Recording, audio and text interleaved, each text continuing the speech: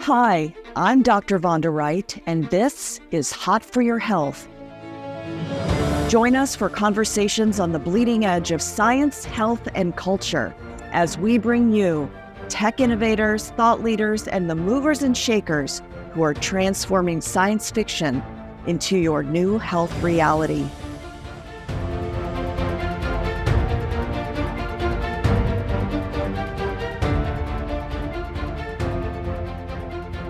Hi, everybody. I'm Dr. Vonda Wright, your orthopedic surgeon and longevity doc, and I'm so thrilled today that you are back with us on another episode of Hot for Your Health, where we explore topics that are important to you and me with fascinating people. And today is no exception. I met Dr. Bill Campbell on the internet. I know. Can you imagine two academics meeting on the internet? But I have to tell you, when I choose credible sources to follow, I can learn so much. And Dr. Campbell is no exception. So I'm just going to introduce you briefly. Dr. Campbell has a PhD in exercise, nutrition, and preventive health from Baylor. He is currently the professor of exercise science and director of the Performance and Physique Enhancement Laboratory at the University of South Florida. So we're actually neighbors. I could have driven down I-4 to come see you today. He's a certified strength conditioning specialist with the National Strength Conditioning Association, former president of the International Society of Sports Nutrition, and has published more than 200 scientific papers, abstracts, 3 textbooks, which any academic will tell you takes years off your life because of the process, 20 book chapters, and we were just talking about this off air, but the role of an academic is not only research, but it's bringing up the next generation. And I see Dr. Campbell's students in his posts all the time. So, Dr. Campbell, I'm so thrilled to have you here today. Thanks for joining us. Yes, thank you. And I'm excited about learning from what you can teach me as well. You know what? I think the approach that helps us be aligned is that we both think it's important that what we do in the laboratory, or even, pipetting my stem cells, that is amazing, but it is only as helpful as the people who hear it. And so I do appreciate that you have made science available to so many people. And, you have programs, Body by Science, you have special community groups that you just teach in depth to. So the thing that I think attracted me to your work initially, I think we're kindred spirits in my thought that it is time to put down the mamby-pamby pink weights. It is time to challenge our muscles to build muscle. Can you just talk about, from a sciencey perspective, why weightlifting light is ineffective? Yes. And one thing I love about you, when I look at, I'm going to call it midlife, you have the very similar, if not almost an identical training philosophy for people as they age. I just try to say we need to train like athletes. Yes. That's just how I should try to simplify it. But to your question, when we're lifting weights, and this is seen mostly in females, if anything, males tend to choose weights that are too heavy and then they get injured. I'm sure you're probably treating a lot of these people. But the reason why it's not helpful is there's not enough mechanical tension, is the scientific term, on the muscles to create a stimulus for adaptation. Mm-hmm. So what that means is you're already at a gym, or you're already engaging in an exercise. That's great. But you're really spinning your wheels. So you need to choose weights that are going to impose a stimulus on the body to adapt, and light weights don't do that. So two things are harmed here. One, strength. You do not get stronger lifting light weights. Can you grow muscles with light weights? Yes, but you have to do so many repetitions that it becomes so painful because of the lactate that builds up in the muscles. If you think of somebody lifting something 20, 30, 40 times, just picture that burning sensation you get. Well, that's how far you have to go to impart a growth stimulus with light weights. So it's just not an effective use of your time to be lifting with light weights. You're not getting what you think you want out of it. And, sometimes I describe that, depending on how sassy I feel that day, as wasting your time. I describe it as garbage workouts. And so people think they're investing their time, but they're not. What people may not understand is that our bodies are perfect at homeostasis. They like being in a steady state. So when you say adaptation and mechanical stimulus for adaptation, we're pushing our bodies out of steady state, right? Is that what you mean?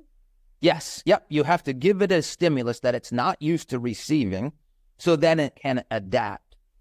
And there's a reason why light weights are kind of easy. Your body says, "Oh, I can handle this. This is a gallon of milk that I carry every week." Right. So yes, it's and again, it's much better than it used to be. Mm-hmm. And I think, I'm a fat loss researcher, and I think another problem with this mindset is people are lifting weights to burn fat. And that is not the role of lifting weights. Lifting weights has a different purpose, and there's other things that we would do that I would recommend for fat loss if that's somebody's goal. And resistance training is a big part of that. But we don't lift weights to burn calories. We do, and it's a side benefit. Mm-hmm. But it's an anabolic stimulus to the body. Again, there are much better approaches if the goal is fat loss. Not everybody needs to lift for fat loss. Yeah. But I'll leave it at that. I think that also, that's part of what ties into this. Oh, I want to do a lot of reps. I want to burn calories. Not how we want to look at resistance training. Well, and I do want to get to fat burning and recomposing our bodies, which is the language I like to use. But I just want to stay on this for 2 seconds. When we say stimulus for adaptation, are we stimulating enough to do something like stimulate replication of satellite stem cells, or stimulate the doing enough damage that we then have to rebuild muscle? What exactly are we stimulating in a sciencey way the adaptation for? So when we lift weights, let's say the goal is, usually there's two goals. You either want to get stronger or you want to grow bigger muscles. Let's start with hypertrophy, or growing bigger muscles first. There's two main mechanisms that explain how muscles grow. And I'm going to leave the myonuclear domain theory to you, because that was my first introduction to your line of work, and how I remember studying that and being introduced to that as a doctoral student. I wrote a paper on it. Yeah. I may have even cited your work. I don't know when you published in it.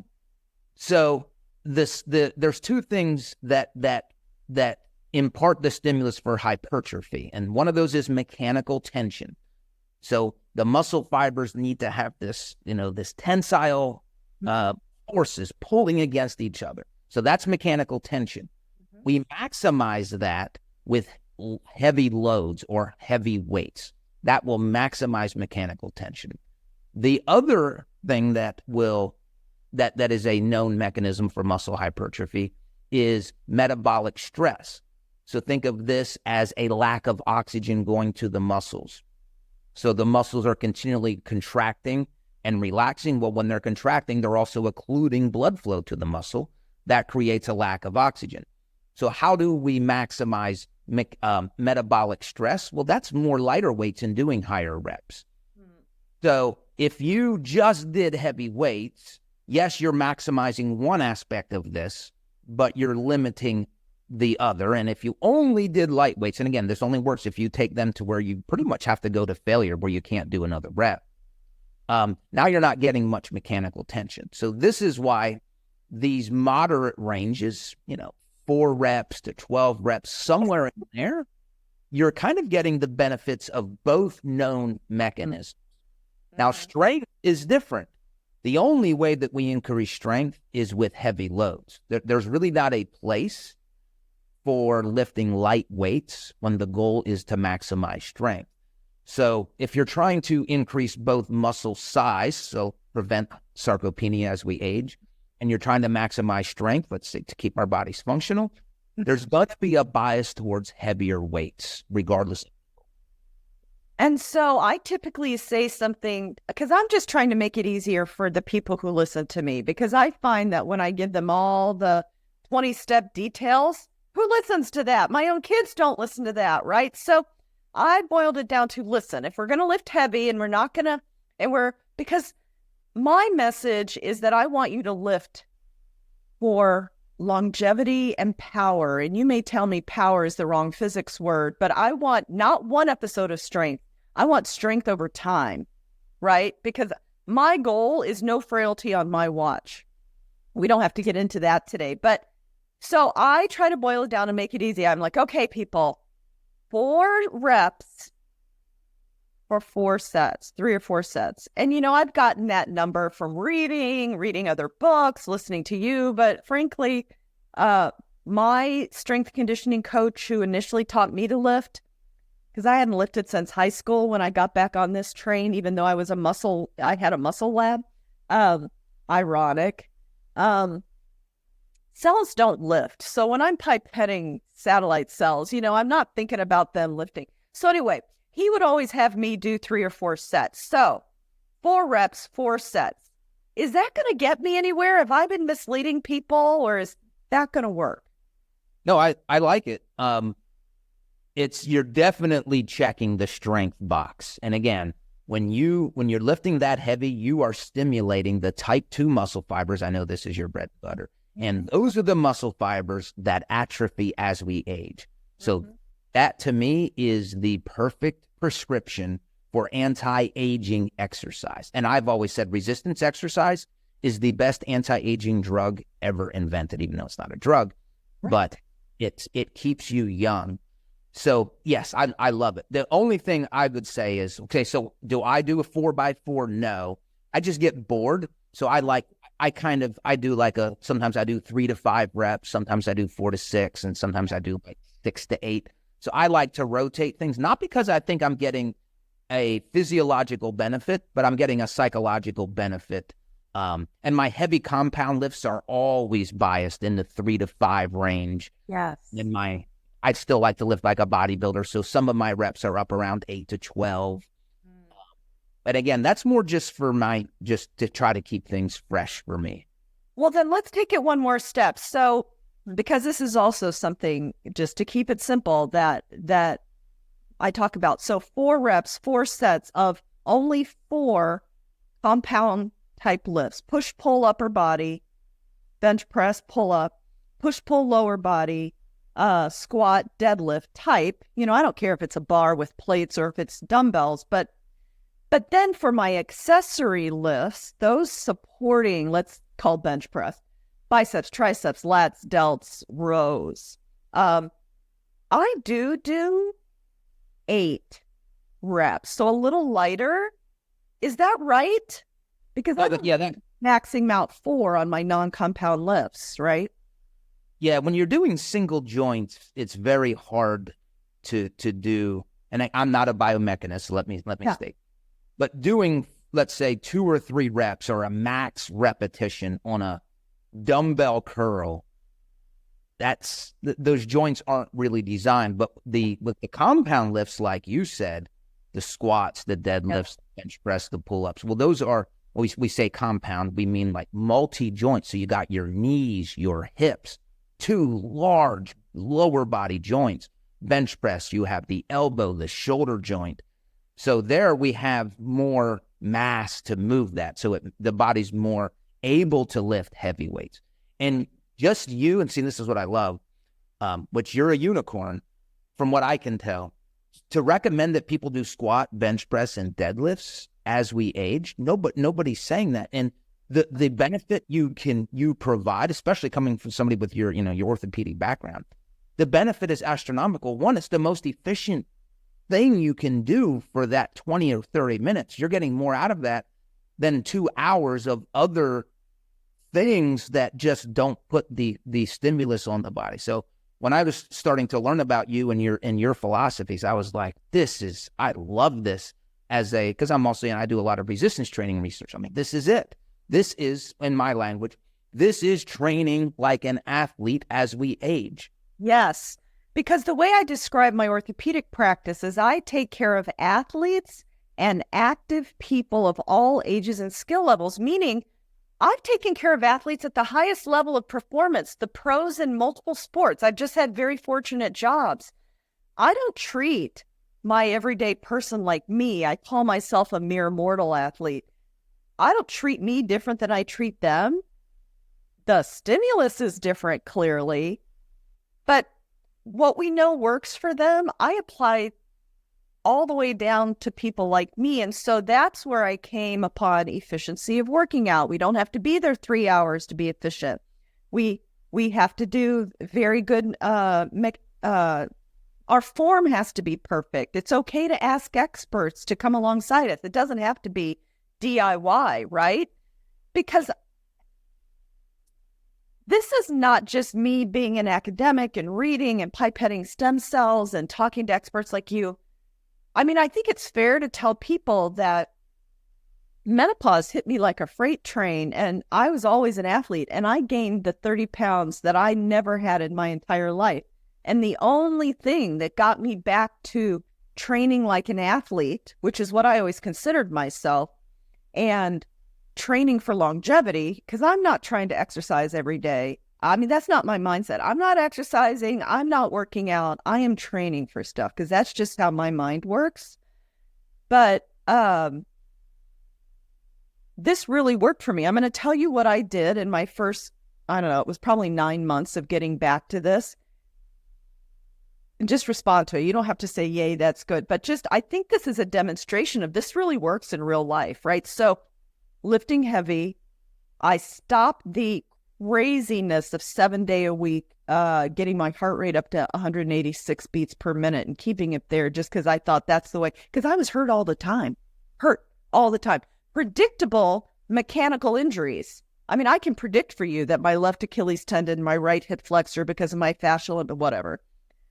But mainly lifting heavy. This is what happened in about 9 months. I gained 6 pounds of lean muscle because I have access to body composition. I gained 6 pounds of lean muscle.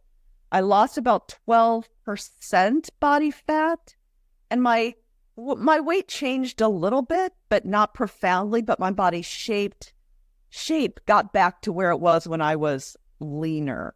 So I feel like that kind of body recomposition is what we should be looking for. Now, you are an expert in fat loss research. So tell me what I did there. Was I even right on track? Are there things I could be doing better to manage my body composition?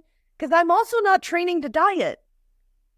I'm careful about what I eat, but I view this whole process as training and training tables, not just dieting for the sake of diet. I don't actually do that. Well, if you can change your body composition without dieting, that is the utopia, because there's nothing good about dieting. It biases the body towards loss of muscle mass. We're hungry. We're cranky. There's nothing good about it. Now, it is my career, so what I try to do is I say, okay, if you're going to diet, let's do it in these ways that will do the least amount of harm to health and get you to the goal that you want, the goal body weight. So I don't back away from helping people diet. But this is where, and even aerobic exercise or cardio is a great fat loss stimulus. Resistance training, it looks like you've lived it. So let me just ask, the only change you made was reintroducing resistance exercise, and there was not really much of a dietary component to what you did to have that. Good question. I began paying attention to my protein and aiming for 130 grams a day. Now, am I like some people who are weighing everything on a kitchen scale? Not so much. I'm not quite that, but I do know that an egg has 6 grams. I know a chicken breast the size of my hand has about 40. I know the things because I'm not a complex eater. So to your question, yes, I ate more protein. Yeah, I call that prioritizing protein. Yes. There's the magic elixir. If you do nothing else, but lift weights and prioritize protein, you will have a massive body composition change. And this is particularly true for females that are protein deficient. And again, when I say deficient, I'm talking from a fitness threshold. The recommended protein intakes, it's 0.8 grams per kg. And everybody says, well, that's what we need. Yeah, it's what you need to stay alive. If you just breathe and walk to get your mail, you're not gonna be deficient. But if you're training and you're trying to optimize and have let's just say a fitness lifestyle, you've got to prioritize protein. And again, I can show you studies where women, the only thing the researchers did was increase protein. Nothing. There was no exercise, no resistance exercise, no dieting. Wait a minute. Okay, I'm listening. And what they found was a gain in lean tissue and a loss of body fat. And again, I want to say it again because as a fat loss researcher, this was very eye-opening to me the first time I saw it. Then the second. And now the third, and then I did a study in young resistance trained females, and I saw similar things. If you just go from not eating enough protein to getting an optimal amount of protein, it is a fat loss stimulus and it is a lean tissue stimulus. And to me, when I try to, sometimes I help people with weight loss. That's the lowest hanging fruit. Like if you're not currently exercising, we definitely want to get you there. But I often will start people, hey, I just want you to know what foods have protein and prioritize those foods. We're not dieting. I'm not asking you to do a squats yet. That will come. And it's the lowest hanging fruit for you to change your body without you're not dieting. You're actually increasing your calories. Over what? Because this is going to be the next question. Because my people, I've been doing this. I've been taking care of people 30 years because I was a nurse first. We are all impatient. We want to know the maximum benefit for the minimum effort. Come on, it's a little bit of human nature. So it makes it even easier for me to help people now. I'm like, okay, here's how we eat more protein. Over what time period? I usually notice a change in my body composition within a few weeks that I don't weigh differently, but my clothes are different. What do you see in terms of first noticing difference? Well, one, I just want to comment on the patience or the lack of patience that people have. It's the number one problem that derails people. And let me just give a little side story here. So I recently did a case study on myself. And again, I've devoted my life to fat loss. So I know that there's not many people on the planet who spend more time on this topic than I do. And I remember as I was losing a lot of body weight over this case study, there were 2 or 3 times where I'm like, this is not working. And this is going to be very embarrassing because I'm somewhat of a public figure and I'm going to be posting this. And I'm like, this isn't working. So those thoughts were in my head. And of course, when I looked at the data, it was working beautifully. But if I struggle with those thoughts of being impatient and this isn't working, I know, so I have empathy for everybody else. So real quick, if you look at here, this will solve this problem for everybody forever. If you look at your progress over 1 month averages, you will never question again, is what I'm doing working? Now, again, I'm assuming that you're doing the things that you need to do to change your body composition. If you're doing those actions and you look at your body composition from 4 weeks ago as an average, and then the next 4-week average, you will never question again. The problem, and then I'll get to the answer, the problem is people weigh in today and they see the scale today is up 2 pounds. This isn't working. That's a one day. There's water, there's sodium, there's stress. You can never base a decision on one day. So at a minimum, I make people in our subjects when we do our research, there's a 7-day average of our weigh-ins, and then we do usually about monthly body composition.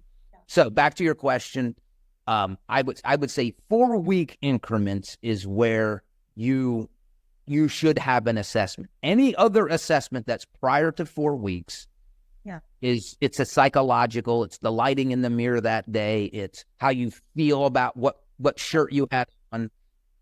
Now, let me also say my lab's doing some extreme fat loss research, and that's a different perspective. Then we are looking at, we're looking at how sensitive our devices are at detecting the loss of fat tissue.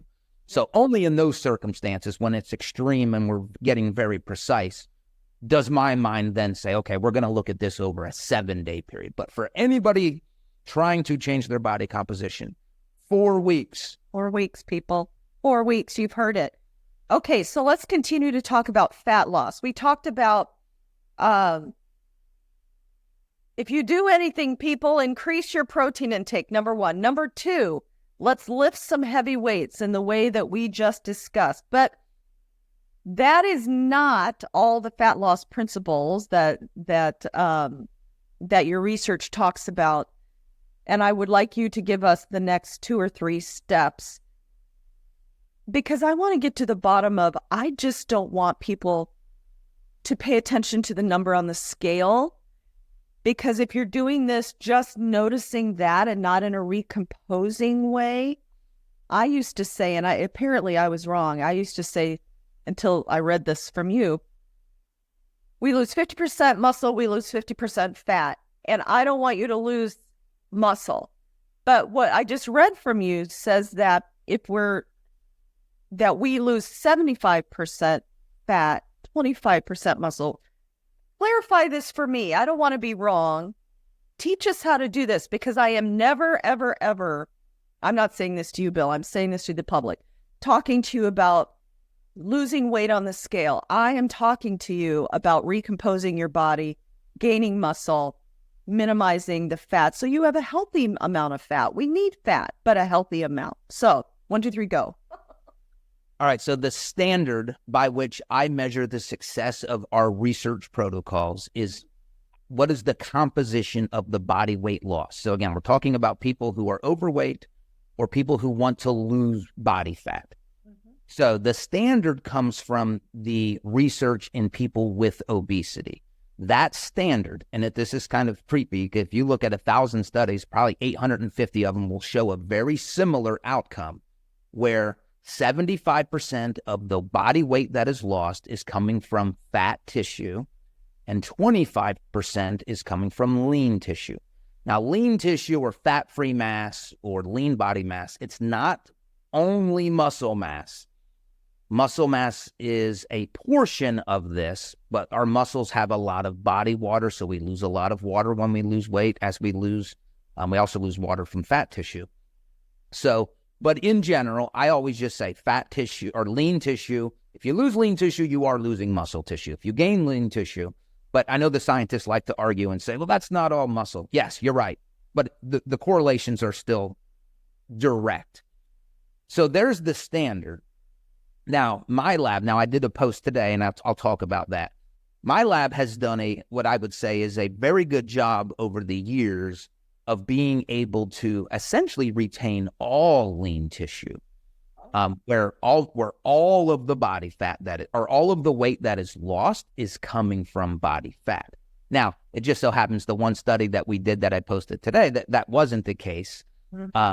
And that was actually because I combined 2 groups. The intervention kind of got lost in my aggregate approach today. So the goal is kind of what you said. The dream is, if we're trying to change our bodies, we want to only lose fat. And the dream, utopia, is to gain muscle. Yeah. Now, I don't like making that an expectation, because that's not the normal approach, or that's not the normal outcome, but it can happen. It's much more likely to happen in somebody who has not lifted weights or they've taken a long time off. So if somebody is losing fat and they just started lifting weights and they prioritize protein, I would not be shocked at all if they gain muscle while they're losing fat. But my research is mostly in fit people who are already doing that. Mm-hmm. So it's very rare that they gain muscle. But so our focus is, let's maintain it. And what we found is essentially 3 three principles of fat loss that I promote that got us to this place. And that is, one, you have to avoid crash dieting. Another way to say this is you cannot lose weight too fast. By the way, we can talk for an hour on the negatives. If you're going to crash diet, I will put my money, my children's money, that you will have more body fat gained on your body 6 months from now than you have right now. Crash dieting is the worst thing you can do for long-term weight maintenance. Now, side note, my lab is looking at a very aggressive fat loss strategy. So we're looking at ways to do this without any harm, building off of previous research. So there are ways to do this. And the quick answer is it's got to only be a couple, 2, 3, 4 days of aggressiveness. So first principle, if you're in a big hurry and you're starving yourself, big mistake, you're going to lose lean tissue. Second one and third one we've already talked about. Prioritize protein, or I like to say, don't reduce protein when dieting. So at least whatever you're currently doing, keep it there. Mm-hmm. And then the third thing is resistance exercise. Essentially, our entire focus is, yes, we want to lose fat, but we're doing everything we can to maintain muscle during our weight loss protocols, our weight loss research studies. That makes sense. And you know what I found in my own experience, that as I gained some muscle, because I was so slow, it was 9 months, I really didn't lose that much weight, but I built some muscle. And maybe that was beginner's luck. There's this thing in bodybuilding where you make huge beginner's gains. Maybe I don't know why it was. But here's the point. I found that I increased my basal metabolic rate according to the body composition about 150 calories a day. So meaning that the more muscle you have, the more calories you burn just to sit in a chair like this. So that's an extra bonus, right? That you're achieving goals by building some muscle. Yeah, there's two things there. Now, one, the more muscle we have, the higher the metabolic rate we have. It's not as much as we used to think, or let me just say, it's not nearly as much as I used to think. I was very optimistic. So it's not like we're burning we gain a couple pounds. It's not like we can now have 300 extra calories of extra food or metabolism. Yeah. But skeletal muscle tissue is more active than fat tissue, just not as much as we used to think. The other thing that a lot of people kind of overlook here is if you are prioritizing protein is unique amongst fat and carbs in the sense that it has nitrogen atoms or amino groups. And it's very hard to break them apart. The body has to work really hard to break apart these, to cleave off or deaminize these amino acids through protein digestion. Plus, when we eat protein, it helps feed muscle protein synthesis. That's a very energy demanding process.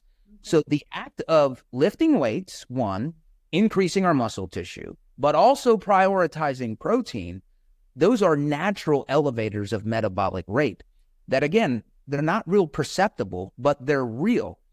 Think about this. If you have 100 calories of protein, 25 of those calories are going to be burned just in the digestion, absorption, and processing of that. So 100 calories of protein is not 100 calories to your body, about 75 calories, where if it's almost all 100 calories, like 97 of them are still available to your body to be potentially stored as fat. Yeah. I think people are going to find this incredibly helpful and very specific, because I think the more specific we are, the more helpful we are. So and on that note, so far, I think we've been very clear. Lift heavy weights. Yeah. Prioritize protein. If you do those two things, you are doing 90% of the needle moving that you need to do and to live a fitness lifestyle, to combat excess obesity, to prevent frailty. Again, all of the things that you've devoted your life to. Those are if we're trying to be as simple as possible. That's it. And you know what's interesting about that statement is, even I'm reflecting on my clinic yesterday. People really want me to help them. And they're very, very happy when they say, but look what I've done. I'm doing yoga and Pilates 3 or 4 days a week. And I'm doing all and I have to step back and say, I love that you're being active, but I view yoga and Pilates as icing on the cake. I do not view it as the cake. because I don't know that we're going to get enough muscle protein synthesis and all the things we've talked about from body weight alone, unless we're just starting out. I'm not saying not to do it. I'm just saying that is not the only thing you need to do if we're thinking about longevity and power. Yeah. Yeah. That is my... I don't want the yoga people to hate me. I'm just saying, let's use it as icing on the cake, not the cake. No, I think that's a very good... I like that. It reminds me, the way that I conceptualize this is, and I remember going with my wife to a doctor's appointment, and her appointment was at some kidney health center. And I don't know how much of this you see, but just sitting in the car, watching people go in who are not healthy, there was one defining characteristic of everybody, and it was slow moving, slow getting out of the car. And that's why when I hear you talking about foot speed, agility, power, strength, we have to train in a way that retains type 2 muscle fibers, explosiveness, because aging is slow. Now, again, yoga, Pilates, it's slow. Let me say this. If you're going to do nothing, please do that. Right, do that. Do something. Right. But I'm big on the word prioritizing. We should prioritize strength training. And then I like what you said, the icing on the cake. And that can be great for mobility. Oh, yeah. Yeah. And posture and yes, reduction. But it's not doing anything to help us be resilient to in the long term. Yes. Yeah. You know what? You watch me now that I'm going to talk about slow. I have this great speed coach here at the place I work. Not that I work, where my office is. We're going to be doing lots of foot speed coming up to prevent this fall and fragility. Okay. Last question is, we've talked about prioritizing protein. What's your favorite kind of protein? Whey protein is my, as a supplement. And I take whey protein supplements. Yeah. Why is whey my favorite? Because it's about efficiency. It has the highest amount of essential amino acids. Those are the ones that contribute the most to building muscle. Yep. It has the highest amount of leucine. Leucine is a unique anabolic amino acid. So you need less of whey protein to derive an anabolic event or an anabolic stimulus on the muscle. So that's why I prefer that. But other people might want pea protein. I'm like, okay, just take 1.6. Yeah, you need more of that because it's lacking in some of these essential amino acids. And I use whey protein isolate you use the word supplement. I truly use it as a supplement. It's not, I dump it in a bottle of water around 10 a.m. while I'm in clinic. It's not meant to be a gourmet meal. I just chug it. It's fuel, right? It's just, and then I do it to recover. But in terms of whole foods, most meat products have a nice amount of protein. And even if the vegans and vegetarians, you can look at cows, they eat only grass. So you can clearly get it if you want to eat enough volume of plants, you can still get protein. But is your bias towards including animal proteins for most efficient intake of protein, or it doesn't really matter to you? Well, personally, my own life, yes, I prioritize animal proteins. But one thing that I've learned over time, and I didn't used to think this, but the reality is there wasn't a lot of research. If a complete plant-based protein, or if you're trying to get all of your protein from plant sources, you can get the same adaptations. You just need more of it. So you're eating, like I said, you're eating a lot more plants, or you're purchasing pea protein or potato protein or whatever, rice protein, and you just need more of it. I just don't like the taste or the texture of plant protein, so I use whey protein to help me reach my goals. Now, in a perfect world, I would get my protein all from whole food sources, but I could only eat so much chicken breast in a. I've gotten so bored with chicken. Every day this is so crass, but I've told people before, listen, I'm busy. I make a chicken popsicle. I stick it on a fork. I walk around. I just get it down. It's not pretty. So I have loved this conversation. I think someday I am going to drive down and look at your labs and listen to your grand rounds or something in Tampa. We're neighbors, but If we're going to work out in my lab's awaiting. let's work out. Oh, I'll come down and work out. Just don't shame me because of what my maxes are. Right, my heavy is midlife heavy. But there you go. Hey, now I'll come work out. Relative. Oh, I got to tell you something. What? I forgot. I have frozen shoulder. You do not. I do. Well, I've had it diagnosed by an orthopedic. Now it's a lot better. Okay. Because that seems like you're like again, you're an expert in many things. But I'm like, this is such great timing that I've gotten to know you. Huh. Yeah, it was weird. And I know it's usually menopausal women. At least that was my education. I used to. It's highly inflamed people. So menopausal women who don't have estrogen, or when we're inflamed for some reason, metabolically, lots of people with diabetes get it because they're I have, and you don't have that. It I can have also come with a tipping point of injury. You know, you can have enough rotator cuff bursitis or partial tear that your body's just like, no, thank you. But so what have you been doing for it? So, first of all, I didn't know what it was for a long time. I'm like, I'm just going to work through this. Yeah. But it didn't get better. And then it got to the point where I couldn't squat. I couldn't get my arm behind the bar. Yeah. And I'm like, this is very frustrating. And then I'm going to be as honest and transparent as I can. I became a big baby in scientific terms because I couldn't squat. I'm like, well, I'm not going to lift anything. Yeah. Yeah. So there was like several, I would say even up to 2 months where I'm just like, I can't squat. But again, I could have done everything else. So my wife was like, get over yourself. Yeah, my wife's great. So then I went to a physical therapist. I think they thought it was biceps tendonitis. So of course I'm trying to educate myself on biceps tendonitis. And then I went to an ortho because it wasn't getting better. In fact, it was getting worse. I remember we have cats, and I went to throw a little cat toy, and it put me on the floor. The pain was, yes, and I was just like, oh, and that's when I said, all right, now I'm going to go see an orthopedic surgeon. Like this was, and I'm screaming in front of my kids, like in pain. It was very, so yeah. So what happened? He recommended a cortisone shot, which again, this is not my area. I don't like cortisone shots. I'm in my head. It's always a Band-Aid approach, but he was the expert. I said, okay, I'll take it.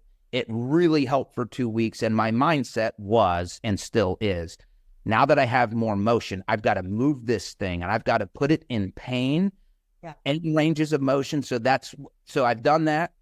That shot was probably, let's say 2 months ago. So now every day I just try to do a bunch of things that actually hurt, but man, I'm so much better. Like you can't diagnose me here, but I was at a point where I couldn't do much at all. I've now squatted twice. Now it's I spend 30 minutes to get my shoulder to where I can get my hand behind on the bar, but now I'm squatting again. So yeah, so that's my frozen shoulder story. Oh, you know what? I'm sorry that happened, but it sounds like your response to resting it and gutting through for a while is what I hear. And I don't like steroids either, but in this case, I think it can help quiet the fire inside just enough that you can do what you need to. You know what I like people to do a lot is, you probably have this in your regimen, is instead of doing pull-ups like you're normally capable of, you just grab the bar and just hang there. Yep, I'm doing that.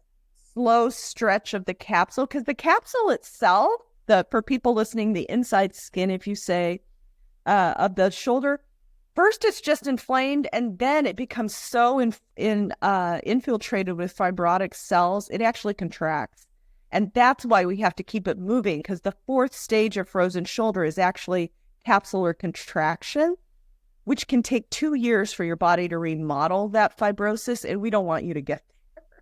No, but I got scared. Am I right in saying this will heal itself over time? Like I I won't die with this. Okay, No, so over no. time it will get better. It will. And, sometimes people think that I'm taking everybody with frozen shoulder to the operating room. Actually, I never take people, except if it's been going on 2 years. This capsule's never getting remodeled. But that's the exception. Mostly it's what you're doing, which is right. I'm so sorry, but you're doing the right thing. No, it's good. Yeah, like I said, I'm done being a baby and stomping my feet because I couldn't do one movement. Well, I couldn't do a bunch of movements because of the pain, but not squatting was kind of put me over the edge. But yes, and I tell you what, it really makes me. I have the knowledge of, yes, I know I have to move it. That's the last thing you want to do because it really hurts. So I feel for people who don't have that education. It's like, oh. Yeah, exactly. They come in really stiff. Well, I've loved this. So is there anything in closing that you think is critical for my population, people listening, to know in terms of stimulating muscle growth, in terms of fat loss? I think we gave them 3 really profound points, the roadmap, 3 things that you summarized earlier for losing fat and building muscle. Anything else you want to tell people? Let's just add the 4th, which we mentioned. Just be patient. It doesn't happen overnight. That's right. If you quit doing what you're doing thinking it's not working, please don't do that. If you're doing the things that we talked about, just be patient. It will work. It will work. I mean, your labs are full of living proof. I'm living proof. My patients are living proof. So, okay, Dr. Campbell, where do we need to go to find you besides Instagram, and mention the programs you have that people can subscribe to? So yeah, my Instagram handle is Bill Campbell PhD, and my website is billcampbellphd.com, and that's the only place you'll find me because I'm not anywhere else. I offer a research review that it solely focuses on building muscle and losing fat, and what it is, I review the latest and sometimes the historically best research, and I summarize it because fitness professionals don't have time to read the research. And then the best thing about my research review is, yes, I summarize it, but then I bring in experts and I say, okay, you are an expert in this area or you have clients. How do you apply this research to your clients, or in your case, your patients? So that is where the true value of my research review is. And thank you, because you're going to be an expert in an upcoming issue on lifting weights during menopause or the menopause transition. So thank you for that. And I'll just add, I think I've priced it so low that every fitness professional or anybody that's interested in learning the science and fat loss and muscle gain, it's easily accessible. It's $7.99 per month. Yeah. And again, it's solely fat loss and muscle building. Perfect.